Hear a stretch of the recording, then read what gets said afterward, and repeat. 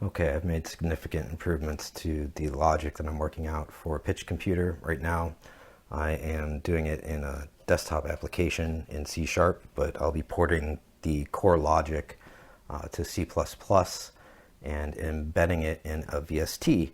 And that VST will directly control a breakout box, pretty well a dumb external box that's connected USB. So right now I've already opened a wave file. I'm going to show you processing of 6 quarter turns. So what you see right now is 1 through 4, which would be the first rotation, and then this would be the, or I should say, the current rotation, and this would be the overlapping parts of the last rotation. And so 1 and 5 is really what we're looking at primarily. And so now I'm actually drawing out what those two would look like at whatever base pitch you've selected. And you can also see I've converted base pitch to how many mils per groove. So if I want to cut at 3 and have 0.5 land, you really got to be at 285, 0.714, blah, blah, blah. Anyway, I'm able to now draw them overlapped at whatever this is, and then I can calculate, which is what I'm showing here, what the pitch would need to be to have these two separated and account for not only lateral for lateral, but lateral for vertical. And this would be pretty much exactly the same way that the original Neumann pitch works. Once I get this worked out, I can, instead of doing quarter turns and 4 quarter turns, I could do 16ths or something even more granular possibly. And then also, once I get that perfected, I could do point-to-point logic instead of what I'm doing right now, which is sort of region and region. So the max amount of lateral plus lateral for vertical in one direction plus the max amount for this one in that direction determines the spacing plus your minimal land designation.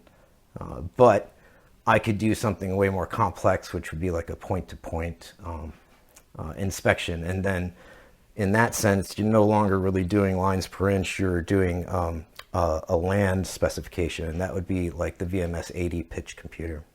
So right now I'm going to show you what number 1, this memory cell, looks like. And you can see that I'm also now rendering the grooves way more accurately.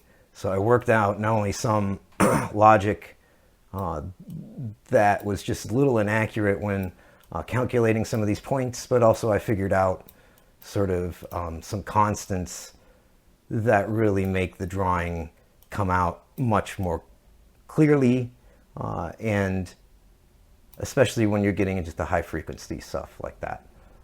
But you can see that these really look like, I mean, that looks to me like it ought to look for this particular music. I know you guys can't hear the music, so you don't know that, but I guarantee you that this is looking very much like grooves that I would have seen cutting this type of music. So let's take a look at number 5. So this is memory cell 5. All right. Very cool, very nice, very detailed. Even on grooves, oops, didn't mean to do that. Even on grooves that are relatively quiet, you can even see like the static on the grooves. So let's go and take a look at the combined. So this is what it would be with no correction, and you can see obviously it would overcut quite a bit. And then you can see what it would look like with correction. And you can see now it's accounting for the space on both grooves so that neither would touch. And so they're not nestled. It's not like the VMS-80. It's like the VMS-70, wherein you're looking at the max amount of lateral plus lateral for vertical, either positive or negative, depending on which groove you're talking about. Either 1 or 5, and I shouldn't say groove, quarter turns section. So again, once I get this perfected, I will go for the point-to-point, which is a more difficult calculation. But let's move forward a little bit through.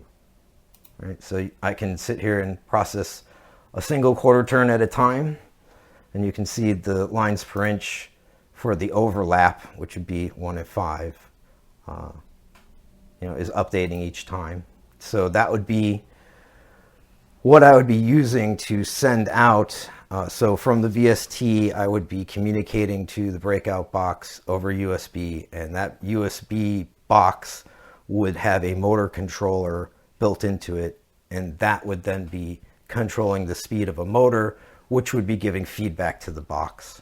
So that part of it, the feedback correction, would be done in the USB box, but the actual base pitch specification would be communicated to it digitally over USB.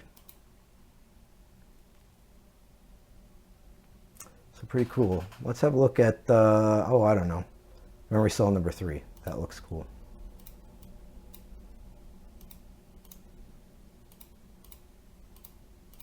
So number 3. Try not to hit delete this time. So this is what I was talking about, was, even on grooves that are sort of relatively unmodulated, you can even see the very fine detail. So that's really cool. I've really got it sort of pegged, I think, as far as the visual rendering of the grooves. That looks so cool. And I'm also accounting for vertical. What I'm not doing right now is actually adjusting vertical. So that's kind of the last step I need to work out in my code here before I actually port it to the VST, and then try to make an external box and try to make some calibration routines for that box. Because obviously you'll have to calibrate a number of different things, not only for your own, pitch system and depth system. So it's got a response time of its own, which would have to be accounted for, but also, for things like if you've got gain, analog gain past your DAC. So this will be sitting, like I say, as a VST in your DAW, but if you've got some gain adjustments past your DAW, you would have to account for that as well. So that would be another thing that would be calibrated.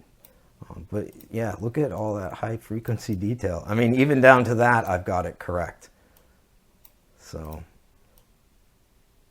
which, in and of itself isn't what's taking up a lot of space. It's the low end mostly. Okay, well, stay tuned. More soon.